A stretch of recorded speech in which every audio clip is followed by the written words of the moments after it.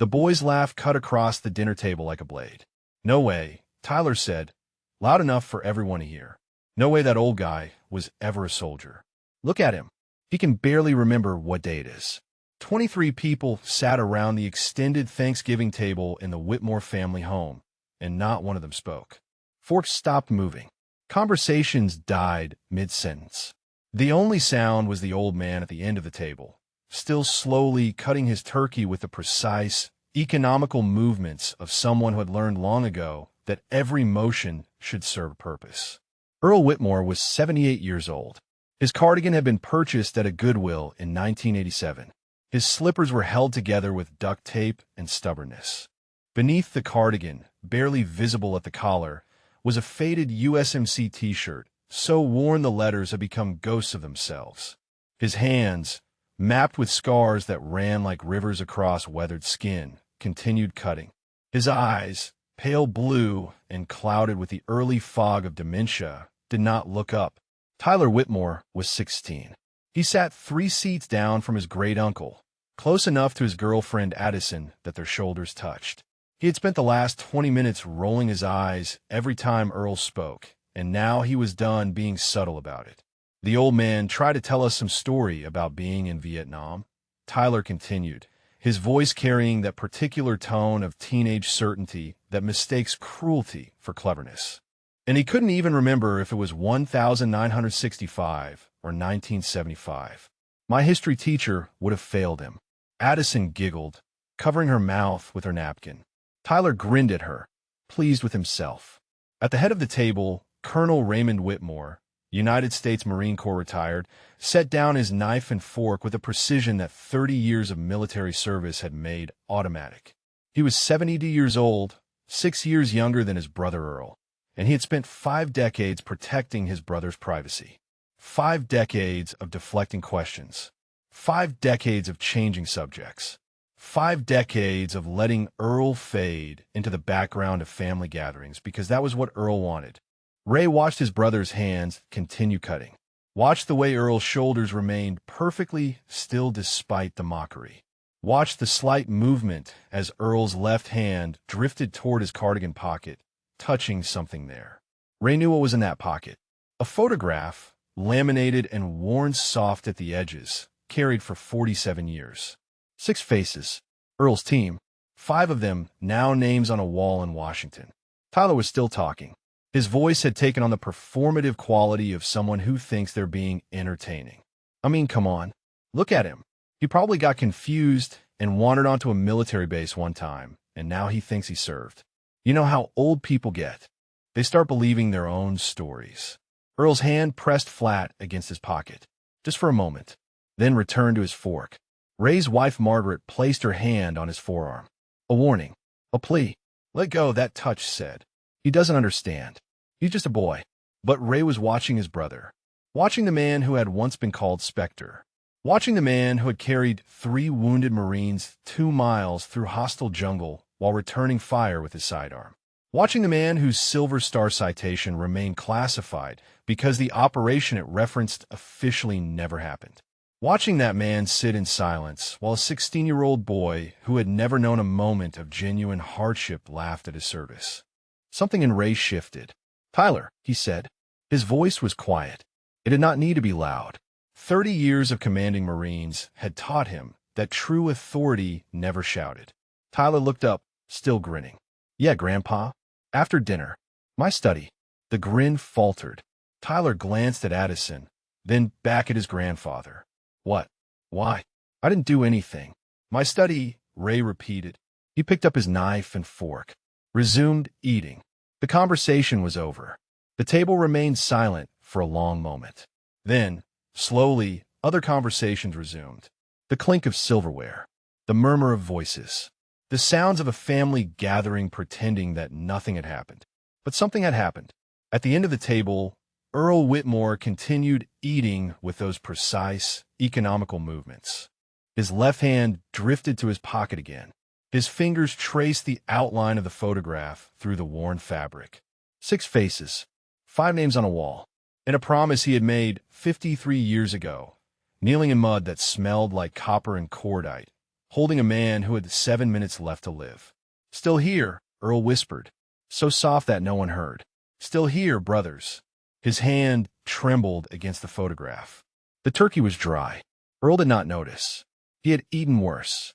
He had eaten crations and foxholes while mortars fell like rain. He had eaten nothing for 3 days during an extraction that went sideways in a valley that did not exist on any official map. He had eaten Thanksgiving dinner at Walter Reed with tubes in his arms and shrapnel working its way out of his back. This turkey was fine. Tyler was whispering to Addison now. Earl could see them from the corner of his eye. The boy's hand gestures. The girl's suppressed laughter. They were talking about him. Earl knew that. He had known it all evening. What Tyler did not know, what no one at this table fully understood except Ray, was that Earl heard everything. The dementia took many things. It took dates and names and sometimes the faces of people he had seen yesterday. But it did not take his hearing. It did not take the hypervigilance that 50 years of survival had burned into his nervous system. It did not take the part of him that still cataloged every exit, every potential threat, every shift in the room's emotional temperature.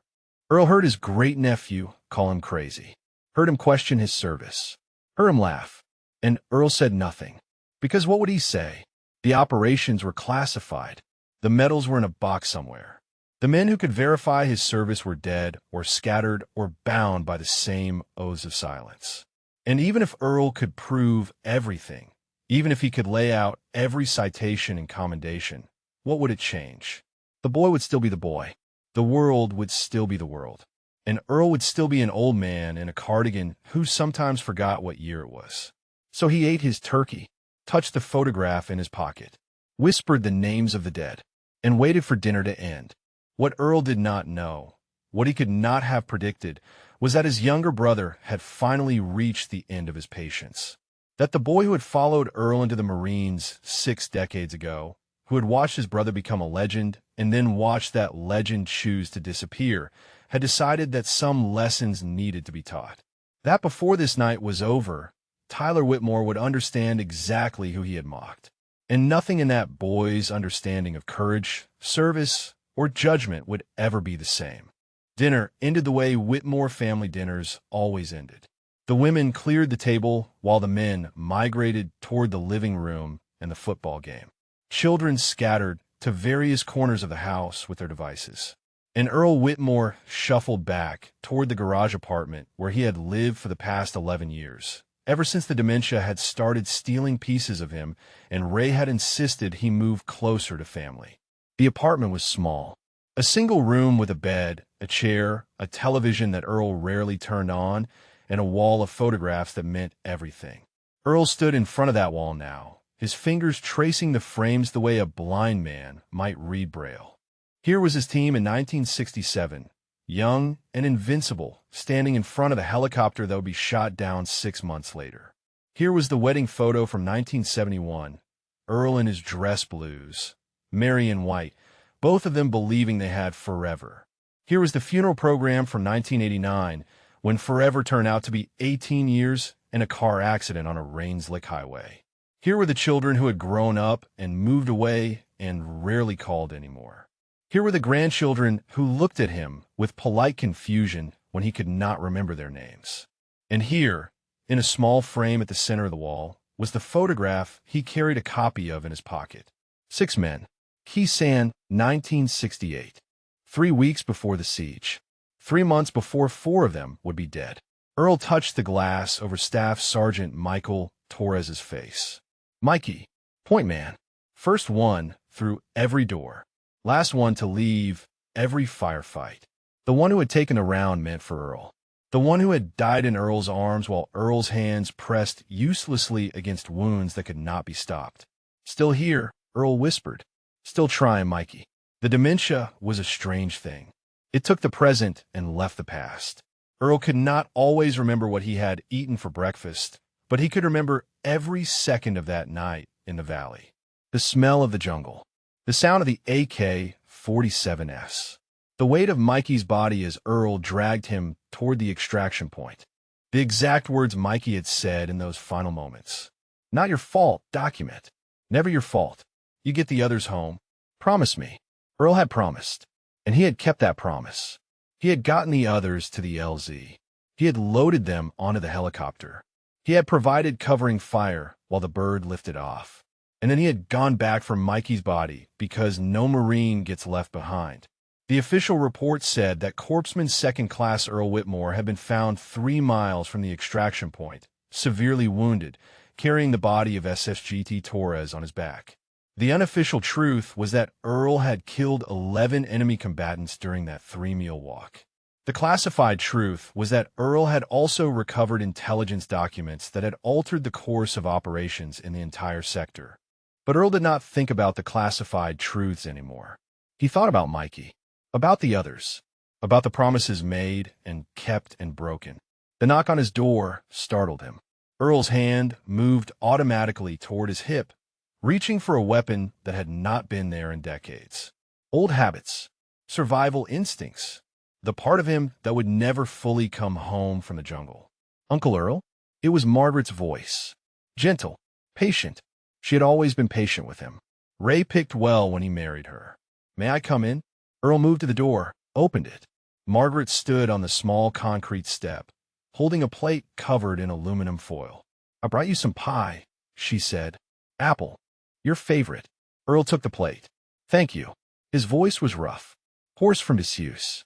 He did not talk much anymore. There was no one to talk to who would understand, and the people who might understand were names on a wall. Margaret hesitated. She was looking at him with that expression he had come to recognize, the one that meant she wanted to say something but was not sure if she should. Ray is talking to Tyler, she finally said. In the study. Earl nodded. He had expected that. Ray had always been protective. Even when they were boys, Ray had been the one to fight Earl's battles, not understanding that Earl never needed protecting. That Earl had always been the dangerous one, even before the Marines had trained him to channel that danger. The boy doesn't know, Earl said. It was not a complaint, just an observation. No, Margaret agreed.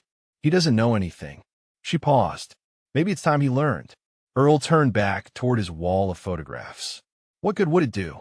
The boy would still be the boy, and I would still be the old man who can't remember what day it is. Margaret stepped into the apartment. She had been in this room many times, but she always paused at the wall, always looked at the faces of young men who had been dead longer than Tyler had been alive. You remember them, she said softly. Every single one of them. You remember everything about them. Earl's hand found the photograph in his pocket again. That's the cruelty of it. I forget my grandchildren's birthdays. I forget what I had for lunch. But I remember every man I couldn't save. Every face. Every name. Every last word. Margaret was quiet for a long moment. Then she crossed the room and did something she had never done before. She put her hand on Earl's arm, on the scars that ran like rivers across his weathered skin. Ray kept your medals, she said. All of them. The citations. The photographs. The letters from the men you served with. He kept everything. Earl did not respond. He never told you, Margaret continued. He knew you wanted to disappear, to let it all fade. But he couldn't let your service be forgotten. He just couldn't. Earl thought about his brother, 6 years younger, following Earl into the Marines because he wanted to be like his big brother, serving 2 tours of his own, rising to colonel, building a career on the foundation Earl had laid and then abandoned. Ray was always the better Marine, Earl said. He made something of it. I just survived. Margaret's grip tightened on his arm. You saved lives, Earl. Dozens of them. Maybe hundreds. The men who came home because of you, they had families. Children. Grandchildren. All those lives exist because you did what you did. Earl said nothing. He had heard these words before. From chaplains. From commanders. From the therapists at the VA. The words never changed anything. The faces still came at night. The names still echoed in the silence. But something was different tonight. Something in the way Margaret was looking at him. Something in the knowledge that Ray was in his study, talking to the boy who had laughed at Earl's service. What is Ray telling him? Earl asked. Margaret smiled. A small, sad smile that held 50 years of family history. The truth, she said. All of it. Earl turned back to the wall. To the faces of the dead. To the photograph of 6 young men who had believed they were invincible. In the main house, In the study lined with military memorabilia, Colonel Raymond Whitmore was opening a cabinet that had been locked for as long as Tyler could remember. And inside that cabinet were secrets that would shatter everything Tyler thought he knew about courage, about service, about the quiet old man in the garage apartment who could barely remember what day it was. The reckoning was beginning. And before it was over, Tyler Whitmore would understand that heroes do not always wear their medals, that legends do not always tell their stories, and that the measure of a man is not in what he remembers, but in what he carries. Tyler followed his grandfather down the hallway toward the study, dragging his feet like a condemned man walking toward execution. This was ridiculous. He had not done anything wrong.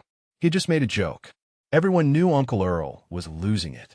Everyone saw the way the old man shuffled around in his thrift store clothes, mumbling about things that happened before Tyler's parents were even born.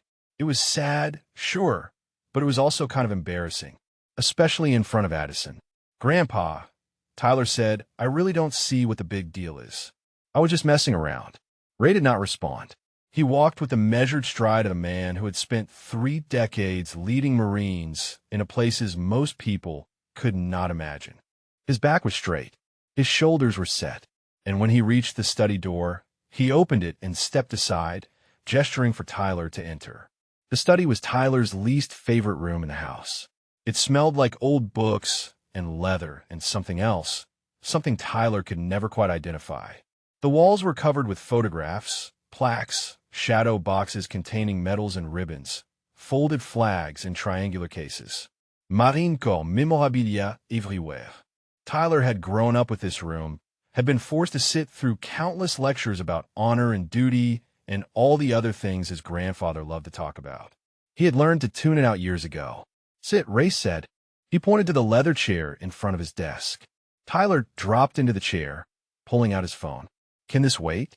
Addison is probably wondering where I went." Ray crossed the room in 3 steps and plucked the phone from Tyler's hand. The movement was so fast, so precise, that Tyler did not even have time to react. By the time his brain registered what had happened, his phone was in his grandfather's pocket, and Ray was standing behind the desk, looking down at him with an expression Tyler had never seen before. It was not anger. Tyler knew what his grandfather's anger looked like. This was something else, something colder, something that made Tyler shift uncomfortably in his seat. "What do you think makes a soldier, Tyler?" Tyler blinked. "What? A soldier? A warrior? What do you think makes one?" Tyler shrugged, off balance and trying to hide it. "I don't know. Being tough, I guess. Being strong. Knowing how to fight. Having guns and stuff." "Guns and stuff." Ray repeated the words slowly, as if tasting something bitter. "And that's what you think your great-uncle lacks? Toughness? Strength? I mean, look at him, Grandpa." Tyler gestured vaguely toward the window, toward the garage apartment where Earl lived. "He's like 80 years old. He wears slippers everywhere. He can't even remember what year it is half the time. I'm not saying he's a bad guy or whatever, but come on. A soldier? The dude looks like he'd blow away in a strong wind." Ray was silent for a long moment. He turned toward a cabinet on the far wall. A cabinet Tyler had noticed before but never thought much about. It was locked. It was always locked. Tyler had assumed it held boring documents or maybe his grandfather's will or something. Ray produced a key from his pocket, inserted it into the lock, turned it.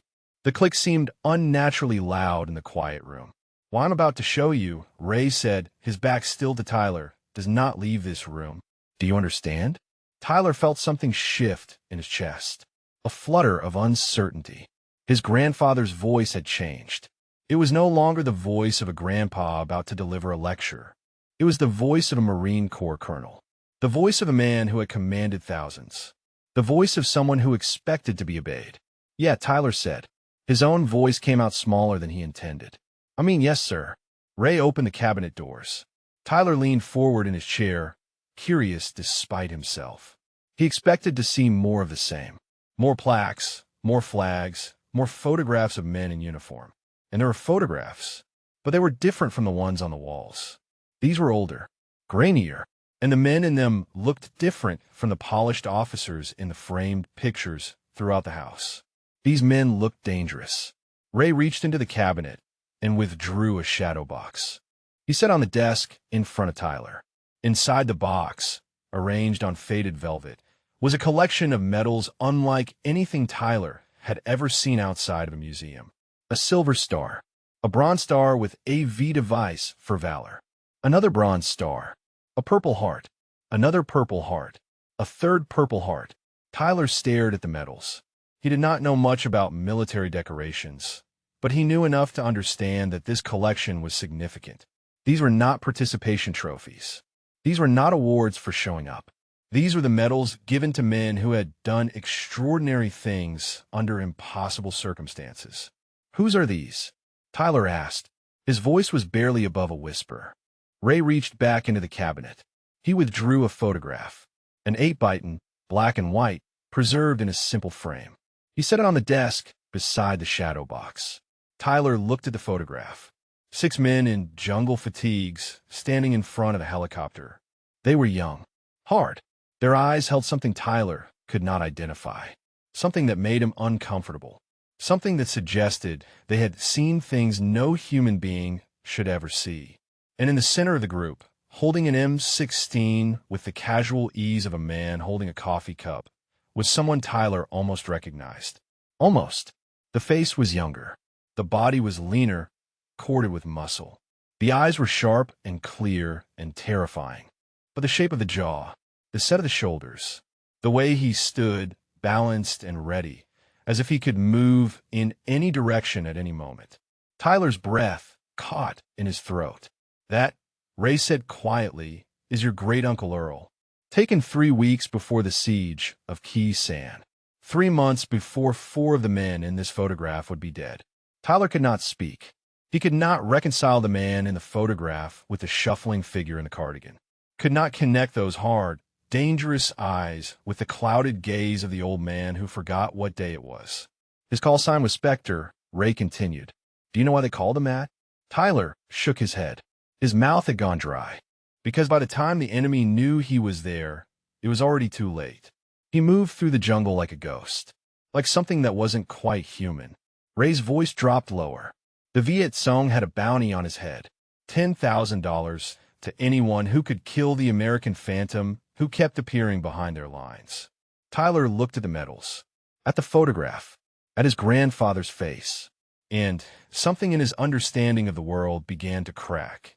Ray let the silence stretch. He had learned long ago that silence was a tool, and like any tool, it was most effective when used with precision. He watched his grandson stare at the photograph, watched the confusion and disbelief war across the boy's face, and he waited. Tyler finally spoke. His voice cracked on the first word. This can't be Uncle Earl. This guy looks like, I don't know, like someone from a movie, like a killer. He was, Ray said simply, when he needed to be, when the mission required it, when the lives of his brothers depended on it. Your great-uncle was one of the most effective combat corpsmen in the history of Force Recon. Tyler shook his head. But he's a medic. Corpsmen are medics, right? They don't fight. They patch people up. Ray almost smiled. Almost. That's what most people think. They see the Red Cross. They think of hospitals and bandages. But a Force Recon corpsman is something different. Earl was a fully qualified reconnaissance Marine who also happened to be able to perform emergency surgery in the middle of a firefight. He could put a bullet through an enemy's eye at 300 meters and then turn around and save a man whose intestines were spilling into the mud. He could do both at the same time if he had to, and more than once he did. Tyler looked back at the photograph, at the young man with the hard eyes and the easy grip on his rifle. The men standing beside him looked just as dangerous, but there was something about Earl's posture, something about the way the others seemed to orient around him like planets around a sun. Who are the other guys? Tyler asked. Ray reached into the cabinet again. He withdrew a folder, yellowed with age, and opened it on the desk. Inside were documents, some typed, some handwritten, many bearing stamps that read classified in faded red ink. This is Staff Sergeant Michael Torres. Ray pointed to the man standing at Earl's right shoulder. They called him Mikey. Point man. Best in the business. He could smell an ambush from 100 meters out. Earl said Mikey saved the entire team at least a dozen times just by stopping and holding up his fist when something felt wrong. Tyler studied Torres's face. Young, maybe 25, a thin scar running through his left eyebrow. A smile that suggested he found something funny about having his picture taken in a war zone. Mikey died in Earl's arms. Ray continued. March 1968. An operation that officially never happened in a valley that doesn't exist on any map. He took a round that was meant for Earl, severed his femoral artery, bled out in 90 seconds while Earl tried to stop it with his bare hands. Tyler felt his stomach twist. He had never thought about death this way before. Death, to Tyler, was something that happened to old people in hospitals. Something distant and clean and inevitable. Not something that happened in 90 seconds in a jungle valley while your best friend tried to hold your blood inside your body. Ray pointed to another face in the photograph. Corporal James Whitfield. Jimmy. He was 19 years old.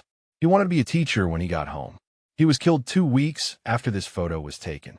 Lon Mina. Another face. Sergeant David Ochoa. Davy. 23. He had a daughter back home he'd never met.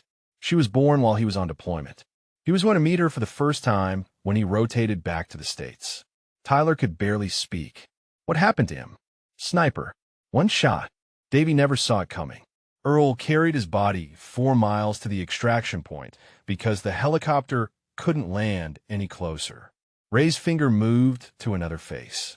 Lance Corporal Peter Kowalski. Ski. The baby of the group. 20 years old. Earl treated him like a little brother. Taught him everything. Protected him. Tyler waited. He was not sure he wanted to hear the rest. But he could not look away from a young face in the photograph, from the grin that seemed too innocent for the jungle behind him. Ski made a home, Ray said. He lived. Because of Earl. Because when everything went wrong, when the mission fell apart and the extraction failed and they were surrounded by more enemy combatants than anyone could count, Earl made a decision. He told the others to go, told them to take the wounded and run for the secondary LZ. And then he stayed behind to draw the enemy fire. Tyler's voice came out as a whisper. By himself? By himself. With a rifle, a pistol, and 4 magazines of ammunition. He held that position for 3 hours until air support arrived. When they finally extracted him, he had been shot twice and had shrapnel wounds across most of his body. The after-action report estimated he had killed over 30 enemy combatants.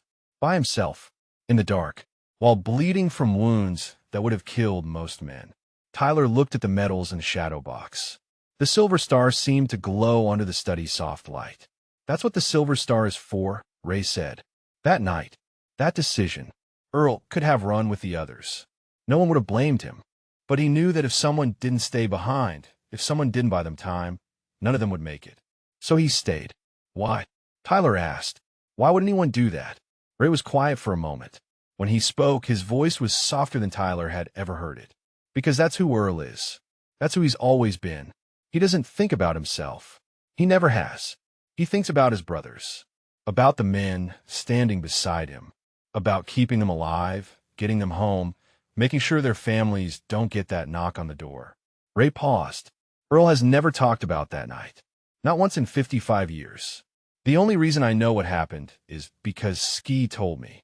He tracked me down at Quantico in 1972 just to shake my hand and tell me that my brother was the reason he got to watch his children grow up.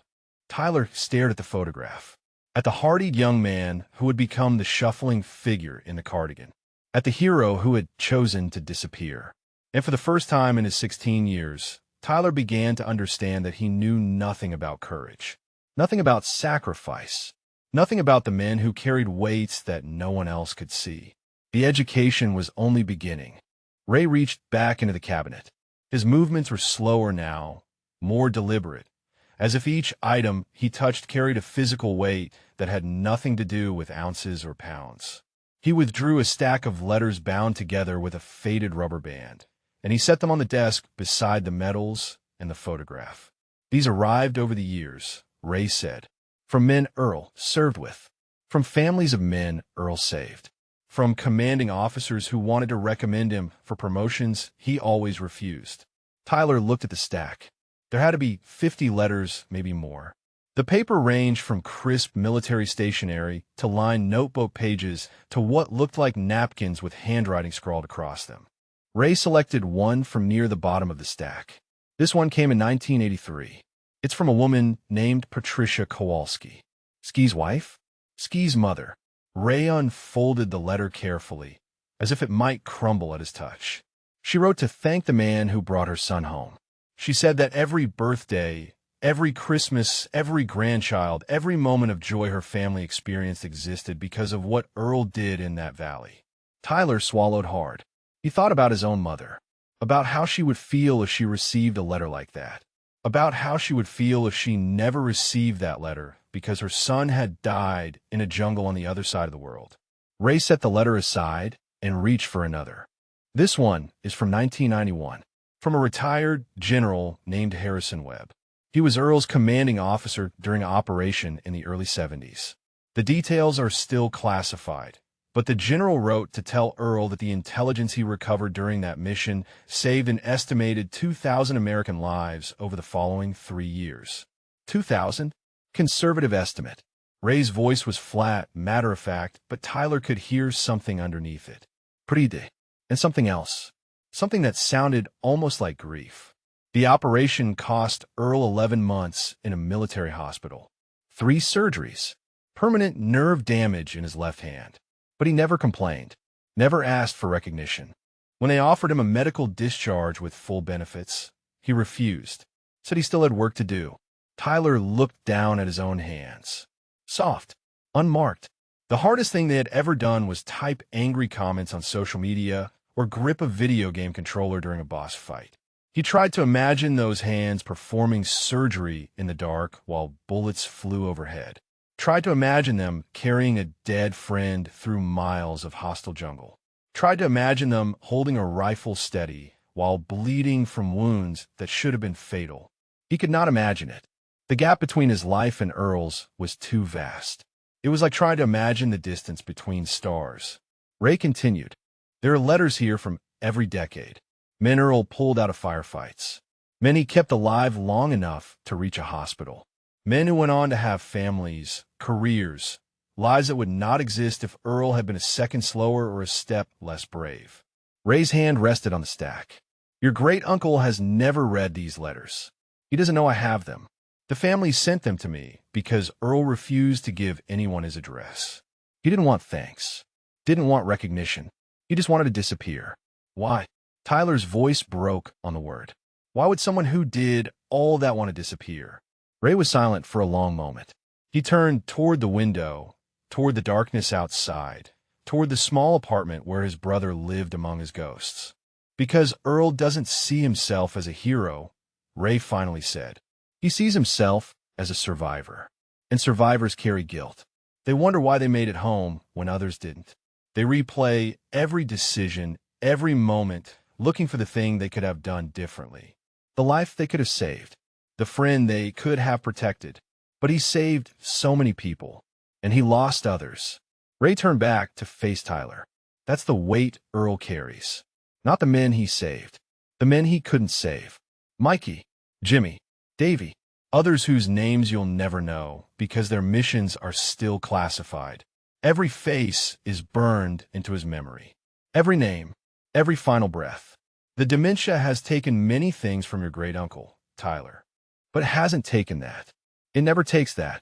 Tyler thought about the dinner table, about Earl's hand drifting to his pocket, touching the photograph he carried there, about the whispered words Tyler had dismissed as the ramblings of a confused old man. "Still here, brothers." That's what Earl had whispered. Tyler had thought it was nonsense. Now he understood.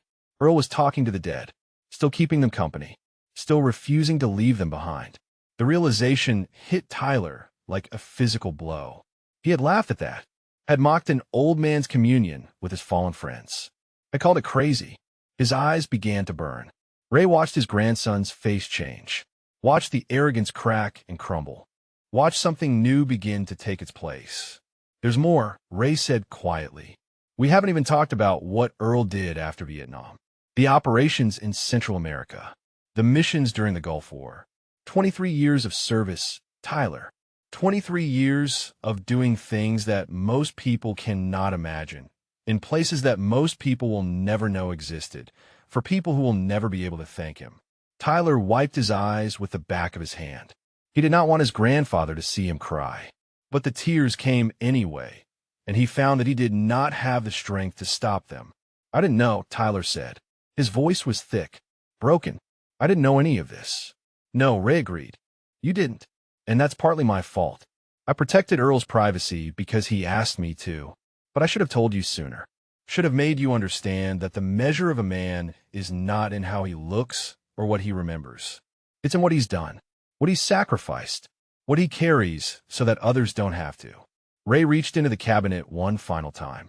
He withdrew a small velvet box, older and more worn than the shadow box containing the medals.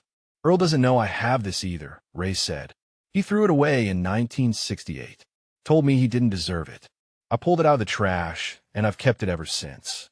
He opened the box. Inside, on a bed of faded velvet, was a simple bronze star. But this one was different from the others. This one had a small V pinned to the ribbon. This was Earl's first Valor Award, Ray said. He earned it 3 months into his first deployment. Saved 4 men from a burning helicopter while under enemy fire. He was 20 years old, the same age as Ski. For years older than you are now. Tyler stared at the medal, at the small V that represented valor in combat, at the proof of courage that his great-uncle had tried to throw away because he did not believe he deserved it. And something in Tyler Whitmore shattered completely. Tyler sat in the leather chair, tears streaming down his face, staring at the bronze star in the velvet box. His grandfather stood quietly by the window, giving him space, giving him time to process what he had learned. The silence in the study was absolute, broken only by the distant sounds of family laughter from somewhere else in the house. Finally, Tyler spoke. His voice was raw. Why does he live like that? In that tiny apartment? Wearing those old clothes? If he did all these things, why isn't he? I don't know. Taken care of?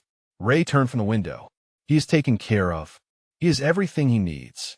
Food, shelter, medical care, family nearby. But Earl doesn't want more than that. Never has. When Mary died, something in him broke. He gave away almost everything they owned. Said material things didn't matter anymore. Said the only things worth keeping were the memories. Mary, that was... Tyler searched his memory. His great-aunt? The one who died before he was born? Caraxido. 1989. Ray's voice was heavy. They were married for 18 years. She was the only person who could reach him after Vietnam. The only one who could pull him out of the dark places his mind would go. When she died, Earl lost his anchor. He started drifting, spent years moving from place to place. Wouldn't accept help from anyone. I finally convinced him to move into the garage apartment in 2013 after the dementia started showing. Tyler wiped his face with his sleeve. The tears had stopped, but his eyes still burned. And the dementia, is that because of what he went through? Ray was quiet for a moment. The doctors say it's age-related, natural deterioration. But I've always wondered. Earl saw things no human being should see. Did things no human being should have to do. Carried weights that would crush most men.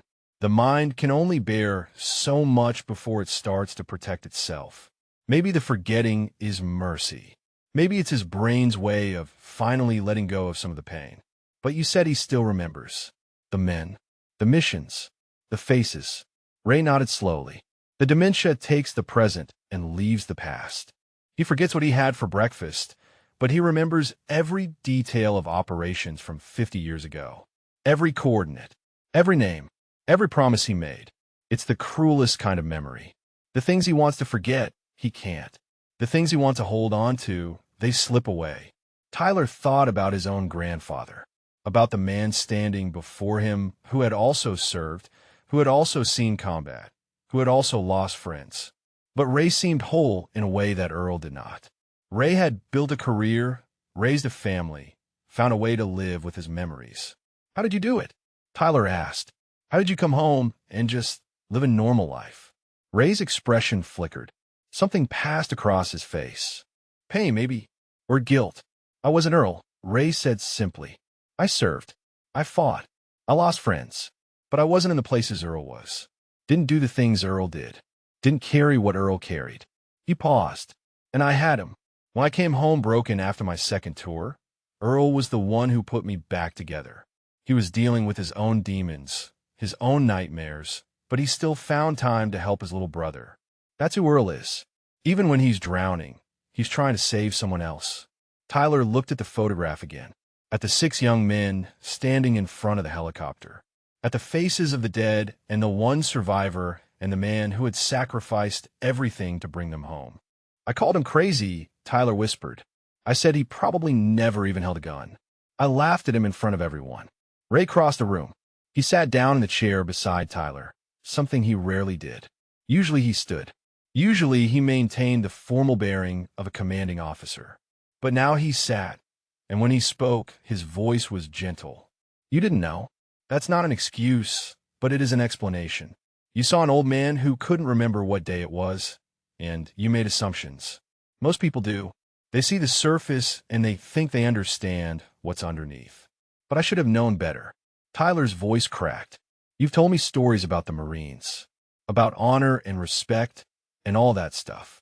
I just never thought it applied to Uncle Earl. I never even asked. No, you didn't. Ray let the words hang in the air. And that's the lesson, Tyler. That's what I need you to understand. Every person you meet is carrying something. Every old man shuffling down the street. Every homeless veteran on the corner. Every quiet person in the background who doesn't demand attention. They all have stories. They all have scars. And some of them have done things that would make you weep with gratitude if you knew the truth. Tyler was silent. He stared at the medals, at the letters, at the photograph, at the evidence of a life lived in service to others. A life of sacrifice and courage and unimaginable pain. A life that had been invisible to him until 20 minutes ago. What do I do now? Tyler finally asked. How do I fix this? Ray stood. He walked back to the cabinet and began carefully replacing the items he had removed.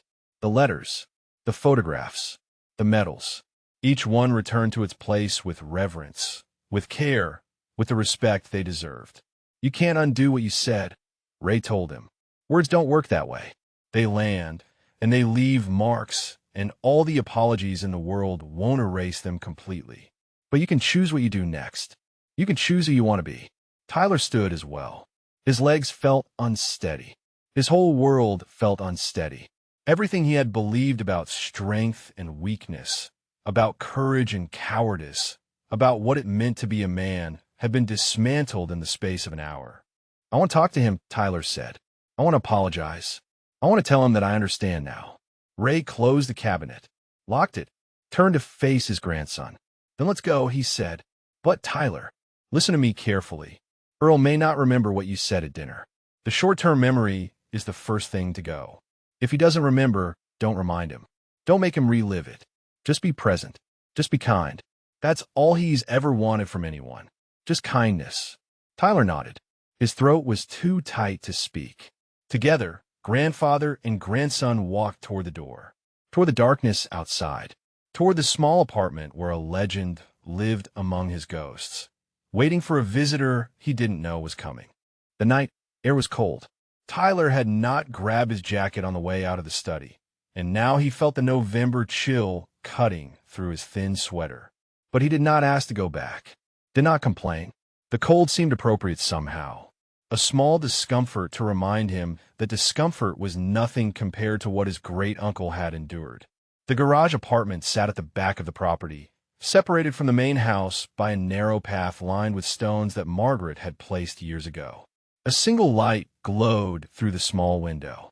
Earl was still awake. Ray stopped a few feet from the door. He turned to Tyler, his face half lit by the distant porch light from the main house. I'm going to let you do this alone, Ray said. Earl doesn't need an audience, and you don't need me holding your hand. This is between you and him. Tyler felt a spike of panic. What if I say the wrong thing? What if I make it worse? Then you'll learn from it.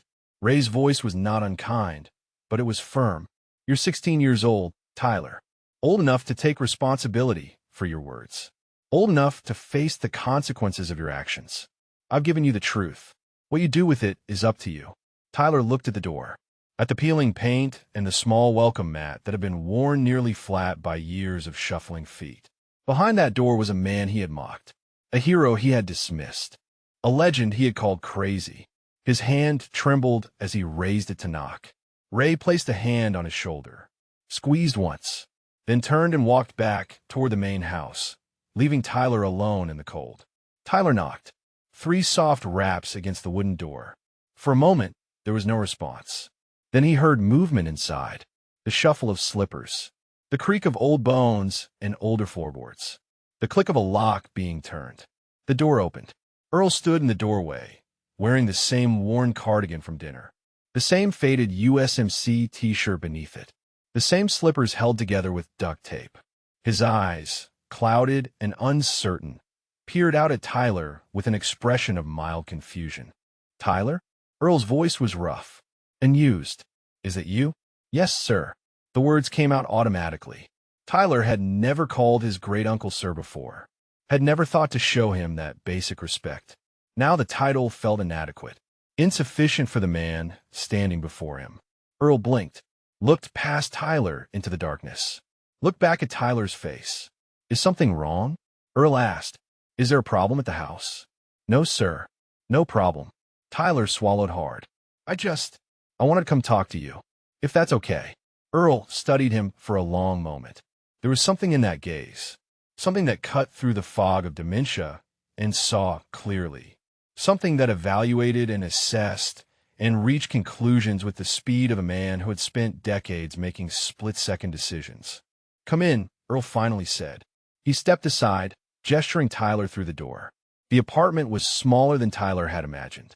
A single room that served as bedroom, living room, and kitchen.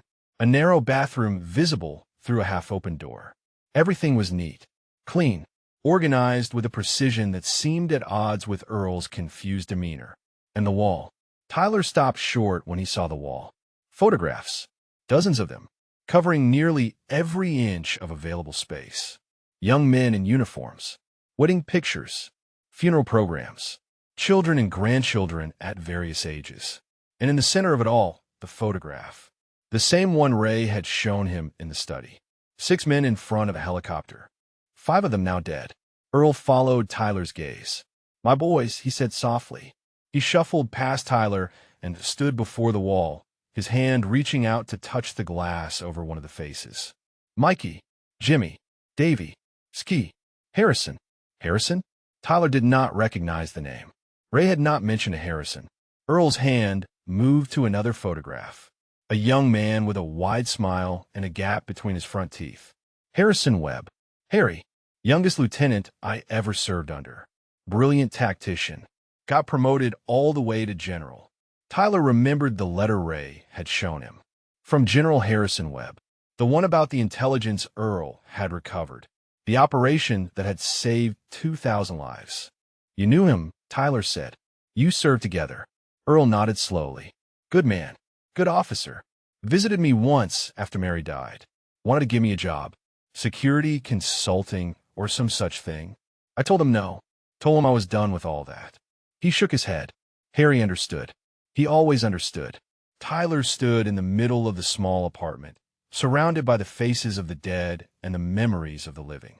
He looked at his great-uncle, at the stooped shoulders and the trembling hands and the clouded eyes. And he saw, for the first time, the truth beneath the surface. This was not a confused old man who had wandered into false memories of military service. This was a warrior who had chosen to lay down his weapons. A legend who had decided that the only medal worth having was the peace of a quiet life. A hero who had stopped fighting for recognition and started fighting for something far more difficult. The right to be forgotten. "Uncle Earl," Tyler said. His voice cracked. "I need to tell you something." Earl turned from the wall. His eyes met Tyler's. And in that moment, Tyler saw a flicker of something. Clarity. Recognition. The sharp intelligence that the dementia could dim but never fully extinguish. "You're upset," Earl said. "It was not a question. I can see in your face. You've been crying." "Yes, sir." Earl gestured to the single chair in the room. A worn recliner that had seen better decades. "Sit down, son. Tell me what's troubling you." Tyler sat. The chair creaked beneath his weight. Earl remained standing, his back to the wall of photographs, his hands still resting on the glass over Mikey's face. And Tyler began to speak. I said something terrible tonight. At dinner, I said things about you that were cruel and wrong and unforgivable. I didn't understand who you were, what you did, what you sacrificed. Tyler's voice broke. Grandpa showed me. He showed me everything. The medals, the photographs, the letters. And I know now. I know what you are, what you were. And I'm so sorry. I am so incredibly sorry for what I said. Earl was silent. His hand did not move from the photograph. His expression did not change. Tyler waited. The silence stretched. Outside, a car passed on the distant road, its headlights briefly illuminating the small window before fading back into darkness. When Earl finally spoke, his voice was soft, almost gentle. What did you say, son? At dinner. What were the words? Tyler felt his throat tighten. He did not want to repeat them, did not want to remind Earl of the cruelty. But his grandfather had told him to be honest, to take responsibility. I said you couldn't have been a soldier, that you probably never even held a gun, that you were crazy. Earl nodded slowly, as if confirming something he already knew. And now you know different, he said. Now you know about the things I did, the people I killed, the friends I lost. Yes, sir.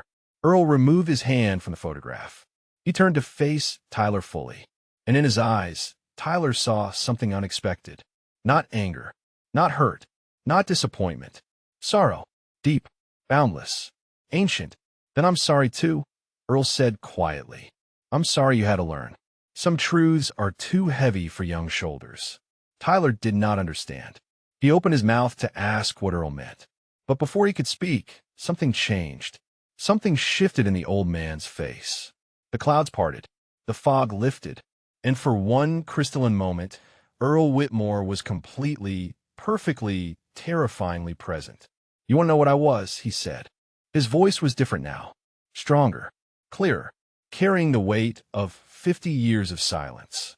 I'll tell you. I'll tell you everything. And the room went still. Earl moved to the edge of his bed and sat down slowly. The mattress creaked beneath him. His hands, scarred and weathered, rested on his knees. He did not look at Tyler. He looked at the wall, at the faces of the dead. When he spoke, his voice carried a weight that made the air in the small apartment feel heavier. I enlisted in 1964. 17 years old. Lied about my age to get in early. My father had served in Korea. His father had served in the Pacific. Whitmores have always answered the call. It's in our blood. Tyler did not move, did not speak. He barely breathed. Basic training at Paris Island. Then infantry school. Then I volunteered for Force Recon because I wanted to be the best. Wanted to serve with men who would die for each other. Men who understood that some things matter more than coming home.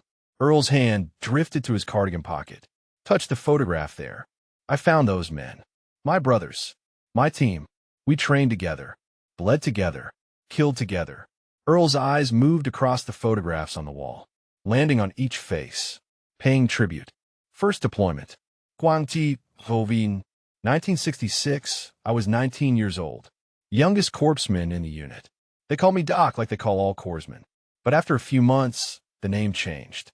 Started calling me Spectre. Said I could move through the jungle without making sound. Said I could appear behind enemy lines like a ghost. His voice was steady, clinical, as if he were reading from an after-action report. But beneath the steadiness, Tyler could hear something else. Pain, old and familiar and never fully healed. First man I killed was a Viet Cong sapper. He was crawling toward our perimeter with a satchel charge. Enough explosives to kill half my team. I saw him in the moonlight. Put my knife through his throat before he could detonate. Earl paused. I was 19. He was probably younger. I remember his eyes. I still see them sometimes. When I close my own, Tyler felt his stomach turn. This was not a war movie. This was not a video game.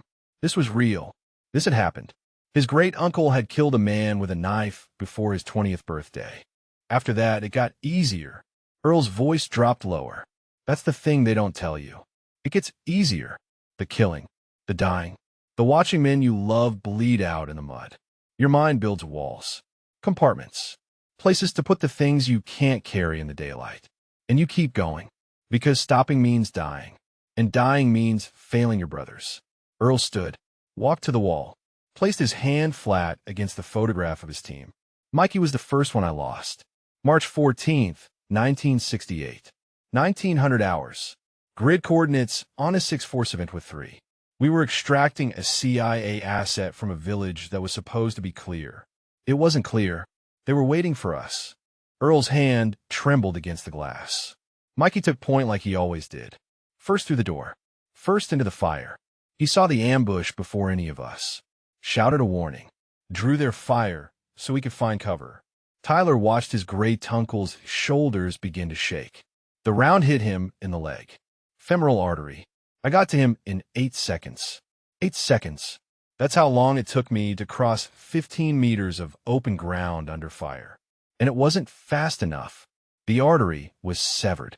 Blood everywhere. I had my hands inside his leg, trying to clamp it, trying to stop the bleeding. Earl's voice cracked. He looked at me, smiled, said, "Not your fault. Document. Never your fault. Get the others home. Promise me." Earl turned from the wall. His eyes met Tyler's. The clarity was still there, burning bright, but now it was joined by something else.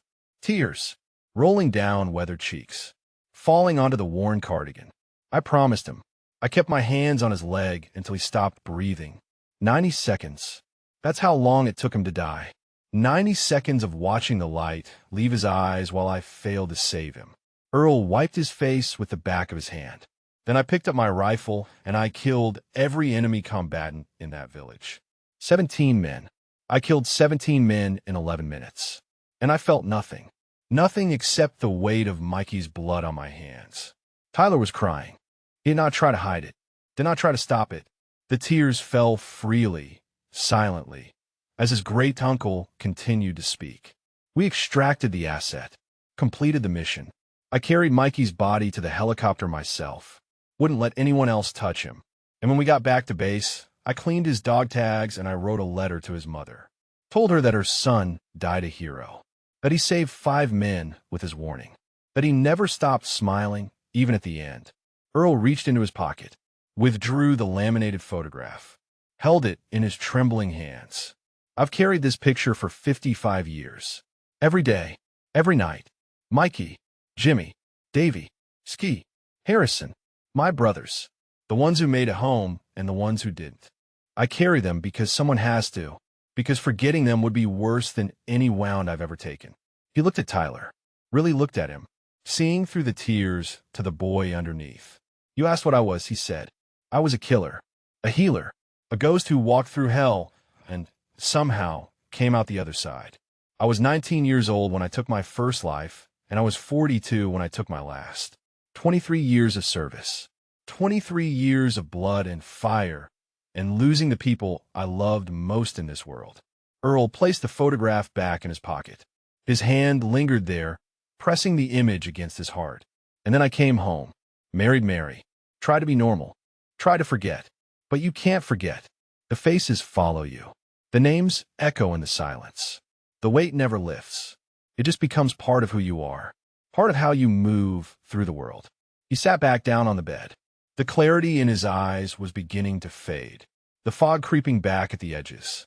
But he had more to say, and he was fighting to say it. "Your grandfather showed you the medals, the letters, the official record of what I did." Earl's voice was growing softer. "But that's not who I am. Not really. Those things happened to someone else. A young man who believed he could save everyone, who believed that courage and skill were enough to keep his brothers alive." Earl looked at his hands, at the scars that mapped his history. That man died in a valley in Vietnam, holding his best friend while the blood drained out of him. What came home was something else, something broken, something that learned to walk and talk and pretend to be human, but never whole, never healed, never the same. The room was silent. Tyler could hear his own heartbeat, could hear the wind outside, could hear the distant murmur of family voices from the main house. And Earl Whitmore, the man they had called Spectre, looked at his great-nephew with eyes that held 55 years of sorrow. "Now you know," he said. "Now you understand. And I'm sorry, Tyler. I'm sorry that you had to see what's underneath the cardigan and the slippers and the confusion. Some truths should stay buried. The fog was closing in now. Tyler could see it happening. The clarity fading. The sharpness dulling. Earl's great-uncle was slipping back into the mist. But before he went, he said one more thing. Don't pity me, son. Don't mourn what I was. Just remember, that's all any of us ever wanted. Just to be remembered. And then the light in his eyes dimmed, and Earl Whitmore was gone again, lost in the fog of a mind that had finally found a way to grant him mercy. Tyler sat in the worn recliner, unable to move. His great-uncle had gone quiet, staring at the wall of photographs with eyes that no longer seemed to see them. The fog had returned. The moment of clarity had passed like a window closing, leaving Earl somewhere far away, somewhere Tyler could not follow.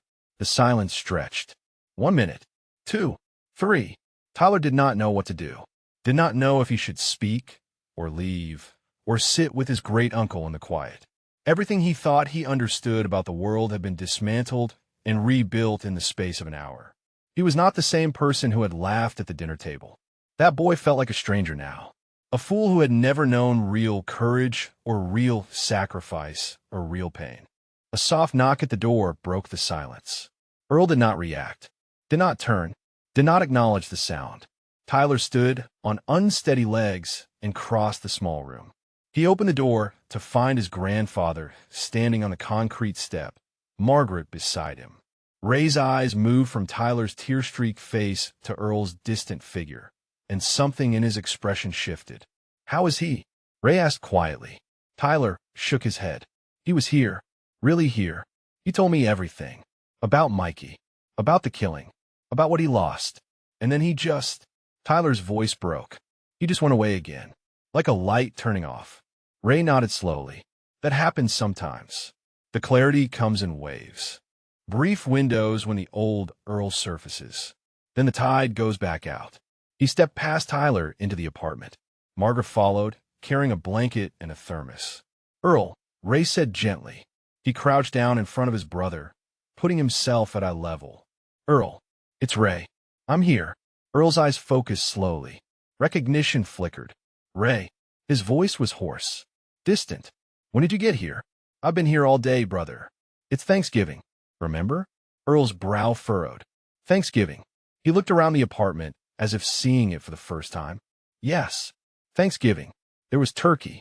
The boy was there. The young one. He said something." Tyler felt his stomach clench. Ray glanced back at him. A warning look. Then he turned back to Earl. "Tyler came to see you," Ray said. "He wanted to spend some time with his great-uncle. That's all." Earl nodded slowly. "Good boy. Looks like his father. Same eyes." He paused. "I had a son once." "No, that's not right. I had nephews." "You're boys, Ray. Good boys. They visited sometimes. Before Mary died." Margaret moved past them and draped the blanket over Earl's shoulders. He accepted it without acknowledgement, his hands finding the edges automatically, pulling it tight around himself. "Are you cold, Earl?" Margaret asked. "I brought some hot chocolate. Your favorite." Earl looked at her, smiled. A genuine smile that transformed his weathered face. "Margaret, you always take care of me. Mary would have liked you. She always wanted a sister. I would have liked her too." Margaret poured hot chocolate from the thermos into a small mug and pressed it into Earl's hands. She sounded like she was a wonderful woman. She was. Earl's smile faded. His eyes grew distant again. She was everything, and then she was gone. Just like Mikey. Just like all of them. Everyone leaves eventually, Margaret. Everyone except the ghosts. Tyler watched his grandmother tend to his great-uncle with a gentleness he had never fully appreciated. She moved around Earl with practiced ease, adjusting the blanket, guiding the mug to his lips, smoothing the thin hair back from his forehead. There was no pity in her movements. No condescension. Just care. Just kindness. This was what Ray had meant. This was what Earl needed. Not recognition. Not medals. Not gratitude for services rendered half a century ago. Just presence. Just love. Just the simple acknowledgement that he was still here, still human, still worthy of tenderness. Ray stood and walked to Tyler's side. He spoke quietly, his voice pitched low enough that Earl could not hear. "He told you about Mikey?" Tyler nodded. About the ambush. The 90 seconds. The 17 men he killed afterward. All of it. Ray closed his eyes briefly. That story is the one he carries closest. The wound that never healed. In 55 years, I've only heard him tell it 3 times. You must have reached something in him, Tyler. Something that wanted to be heard. Tyler looked at his great-uncle. At the frail figure wrapped in a blanket, sipping hot chocolate, lost in memories of a dead wife and dead brothers and a life that had cost him everything. I didn't deserve to hear it, Tyler said. Not after what I said. Maybe not. Ray's voice was gentle but honest. But he chose to tell you anyway. That means something. Earl doesn't waste words. Doesn't waste truth. If he gave you that story, it's because he saw something in you worth giving it to. Tyler did not understand. Could not imagine what his great-uncle could have seen in a stupid 16-year-old who had mocked him at the dinner table. But he held the words close anyway. Held them like the gift they were. Margaret straightened up from where she had been adjusting Earl's blanket. He's tired, she said. The lucid periods take a lot out of him. He needs rest. Ray nodded. We should let him sleep. He moved toward the door, then paused. Look back at Tyler. Say good night to your uncle, son. Tyler crossed the room.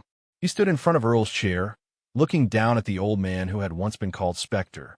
The man who had killed and healed and carried the dead with him through 5 decades of silence. Good night, Uncle Earl, Tyler said. His voice was steady now. The tears had dried. Something had settled in his chest.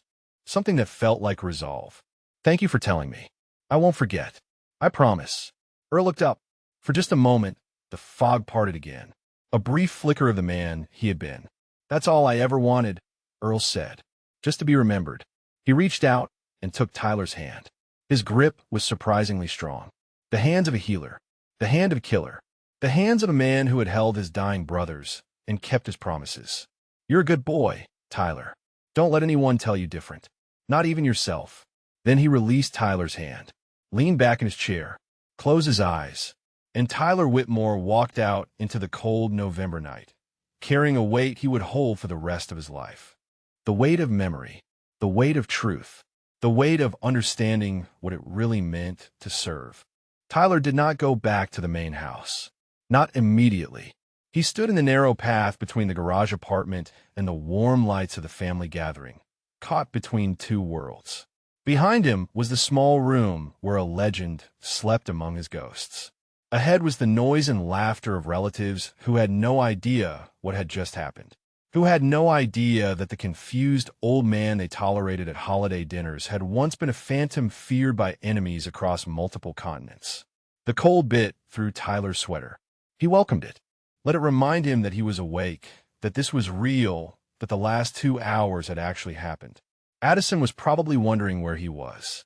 Probably annoyed that he had disappeared in the middle of Thanksgiving. Probably ready to leave.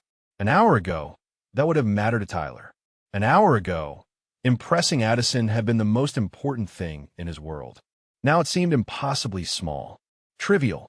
The concerns of a child who had never been forced to grow up. Tyler pulled out his phone. His grandfather had returned it at some point, slipping it into his pocket without a word. There were 6 messages from Addison, each one more irritated than the last. Where are you? This is boring.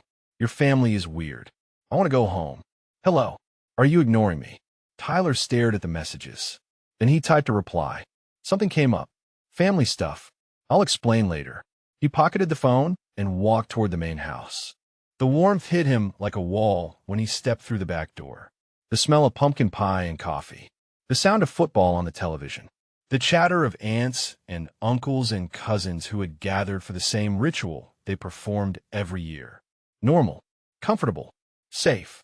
Tyler moved through the kitchen, past the relatives who called out greetings he barely acknowledged.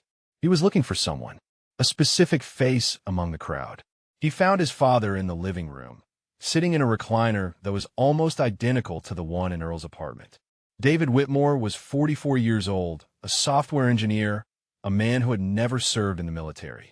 He was watching the football game with the glazed expression of someone who was not really seeing the screen. Dad, Tyler said. David looked up. Hey, Boo. Where have you been? Addison was looking for you. I was with Uncle Earl. David's expression shifted. A flicker of something. Surprise, maybe, or discomfort. He glanced around to make sure no one else was listening, then lowered his voice. Is everything okay? Did he say something to upset you? Tyler felt a flash of anger. Sharp and sudden. Did he say something to upset me? That was his father's first question. Not how's Earl? Not what did you talk about? Just concerned that the crazy old man might have said something inappropriate. No, Tyler said. His voice was harder than he intended. He told me the truth. About who he was. What he did. Why he lives the way he lives. David shifted in his chair. Tyler, Uncle Earl has dementia. He gets confused. Sometimes he says things that aren't exactly accurate. I know about the dementia. Tyler's hands clenched at his sides. I also know about the Silver Star, the Bronze Stars, the Purple Hearts, the men he saved, the men he lost. I know about Mikey and the Promise and the 17 men he killed in 11 minutes. I know about the classified operations and the bounty the Viet Cong put on his head. Grandpa showed me everything. David's face went pale. He sat up straighter in the recliner. His eyes darted toward the kitchen, toward where Ray was helping Margaret with the dishes. Dad showed you the cabinet? Yes. David was quiet for a long moment. When he spoke again, his voice was different. Softer. Heavier. I've seen those things once. When I was about your age. Dad sat me down and showed me everything. Told me who Uncle Earl really was. Made me understand why we don't talk about it. Why Earl doesn't want anyone to know. Tyler sat down on the arm of the couch. Why didn't you ever tell me? Because Earl asked us not to. David rubbed his face with both hands.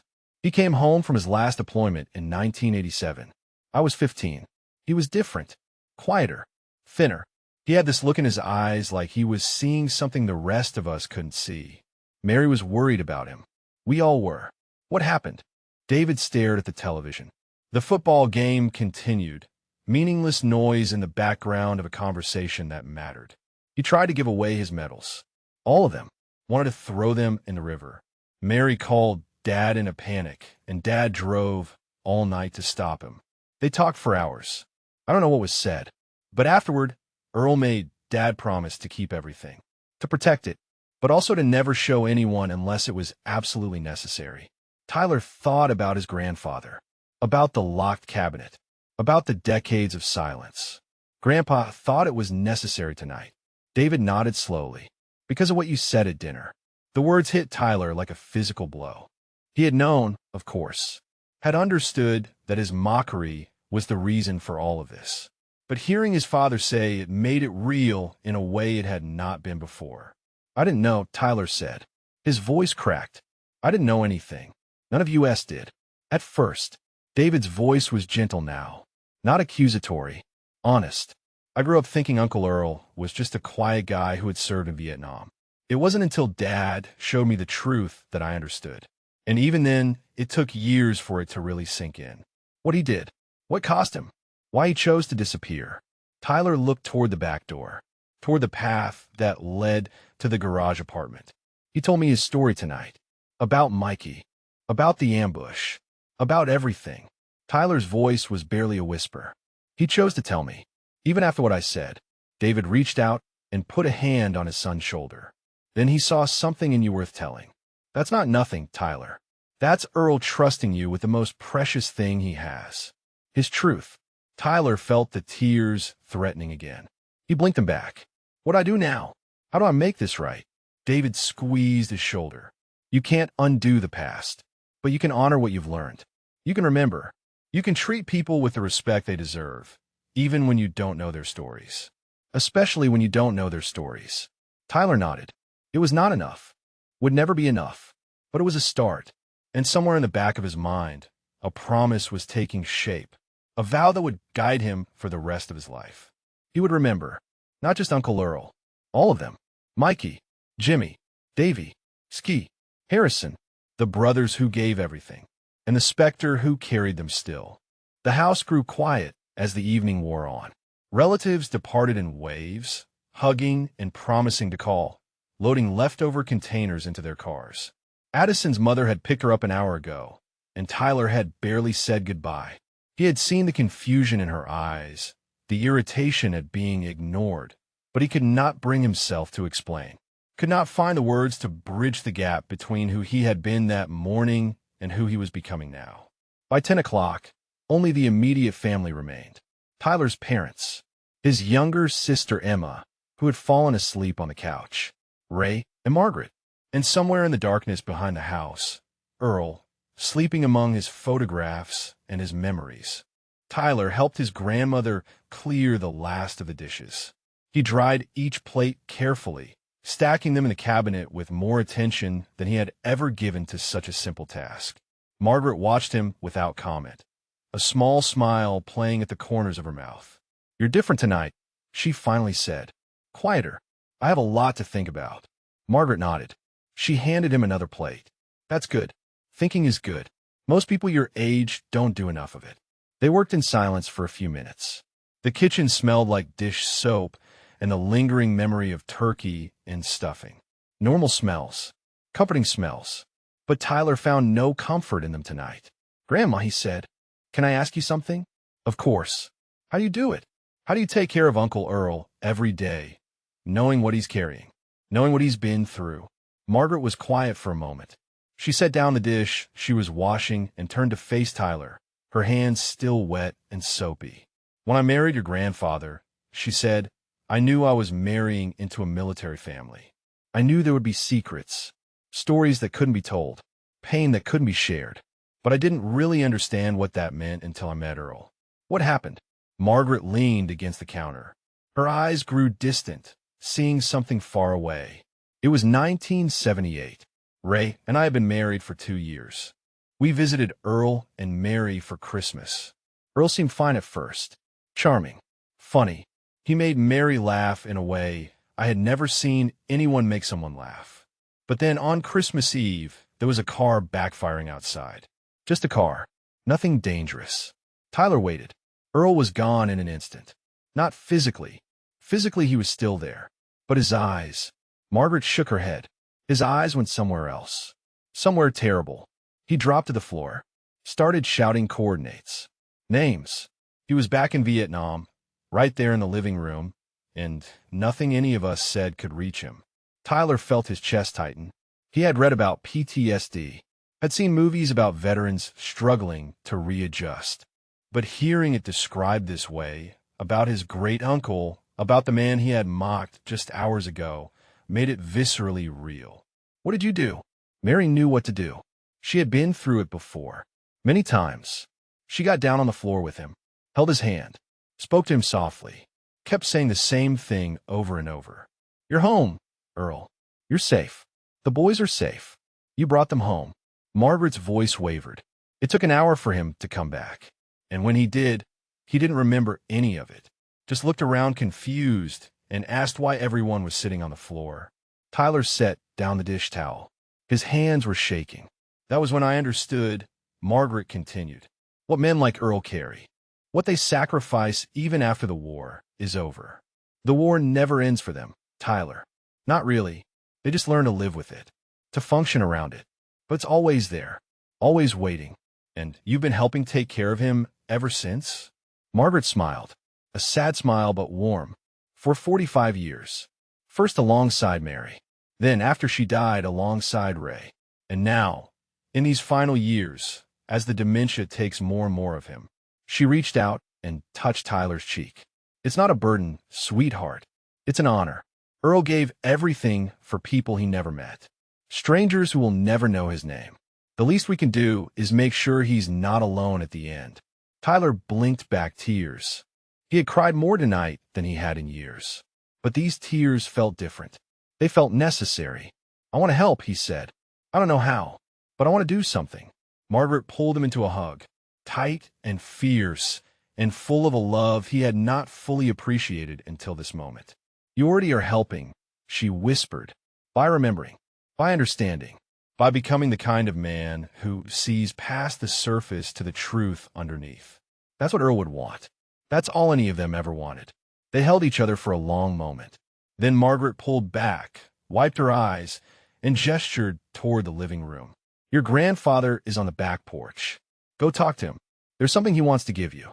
Tyler found Ray sitting in a wicker chair, staring out at the darkness where Earl's apartment sat silent and still. A single lamp illuminated the porch, casting warm shadows across the old Marine's face. He looked older than Tyler had ever noticed. Tired, but there was peace in his expression too.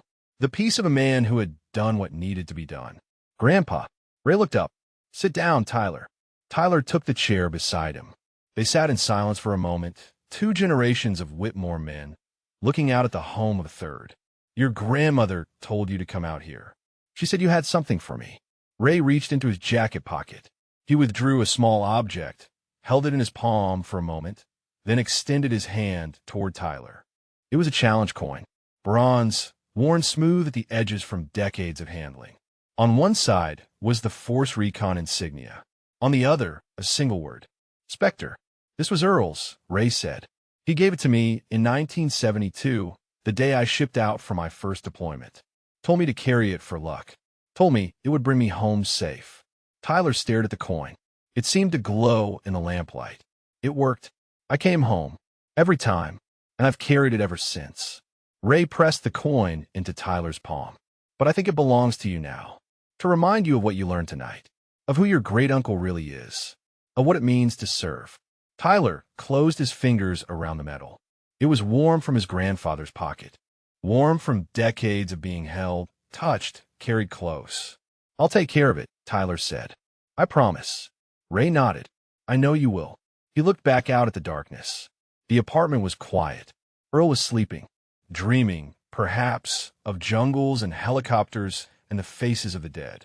And on the porch, grandfather and grandson sat together in the silence, united by the weight of memory and the legacy of a specter who had refused to be forgotten. 6 months later, Tyler stood at the edge of a freshly dug grave in Arlington National Cemetery. The June sun beat down on rows of white headstones, each one marking a life given in service. Birds sang in the distant trees. A bugler raised his instrument to his lips. Earl Whitmore had died on a Tuesday morning in May, quietly, peacefully, in his sleep, surrounded by the photographs of the men he had loved and lost. Margaret had found him when she brought his breakfast, his hand resting on his chest, the laminated photograph of his team tucked beneath his fingers.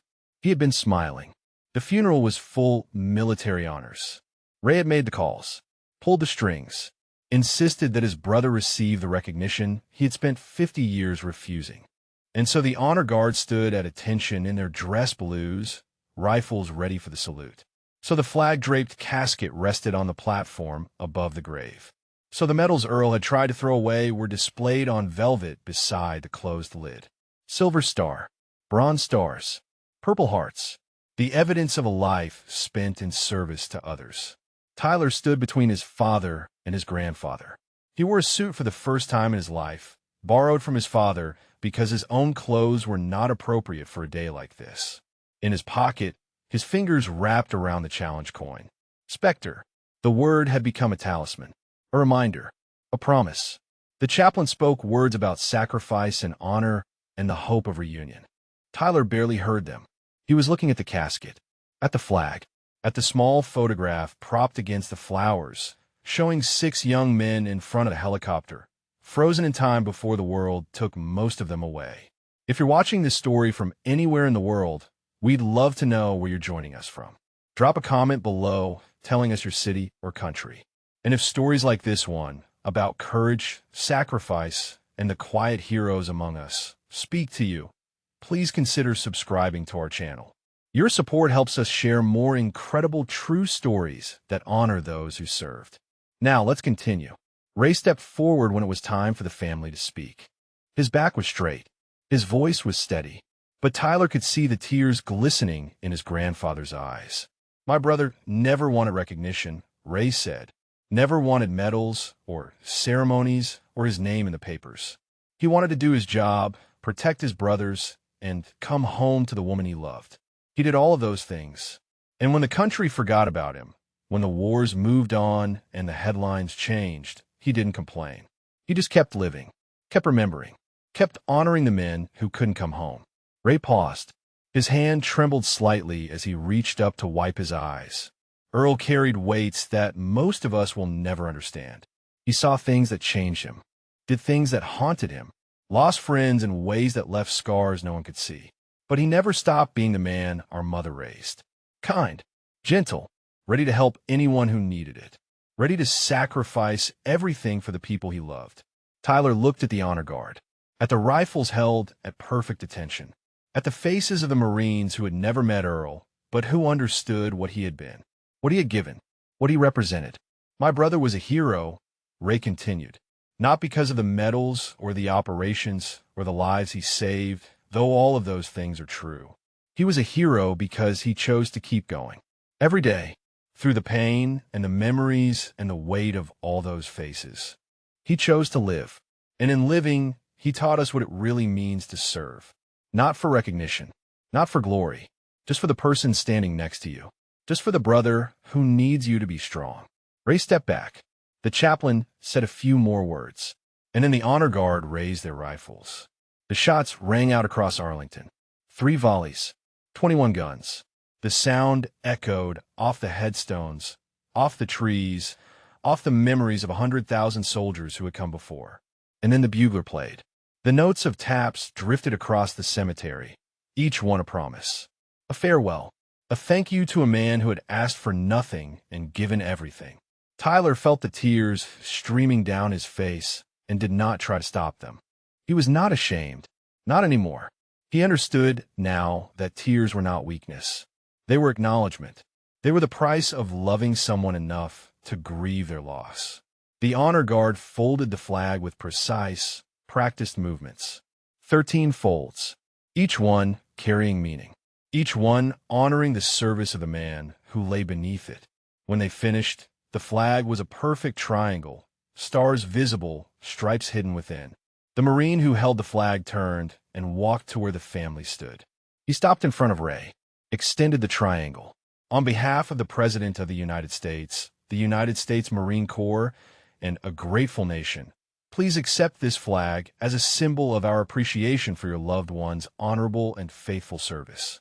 Ray took the flag, held it against his chest, bowed his head, and Tyler Whitmore, 16 years old, stood in Arlington National Cemetery and made a silent vow. He would remember, not just Uncle Earl, all of them, every veteran he passed on the street, every old man in a worn cardigan, every quiet stranger who might be carrying a weight no one could see. He would remember that heroes did not always wear their medals, that courage did not always announce itself, that the measure of a person was not in how they looked or what they owned, but in what they had sacrificed, what they carried, and how they treated the people around them. The ceremony ended. Family members dispersed, but Tyler remained at the graveside, looking down at the freshly turned earth. "I won't forget," he said quietly. His fingers traced the challenge coin in his pocket. "I promise, Uncle Earl. I'll remember you. I'll remember all of them. Mikey, Jimmy, Davy, Ski, Harrison. I'll remember what you taught me." A breeze moved through the cemetery, rustling the leaves of the distant trees. And Tyler could have sworn he heard something in that wind. A whisper, a voice he almost recognized. "Still here, brother. Still here." Tyler smiled through his tears, touched the headstone one final time, then turned and walked toward his family, carrying the weight of memory, the gift of understanding, and the legacy of a specter who had finally found peace. If this story moved you, if it reminded you that heroes walk among us every day, often unrecognized and unappreciated, please subscribe to our channel. Share this story with someone who needs to hear it. And remember, the next time you see someone who seems ordinary, someone who seems forgotten, look closer. They might just be extraordinary. Thank you for watching.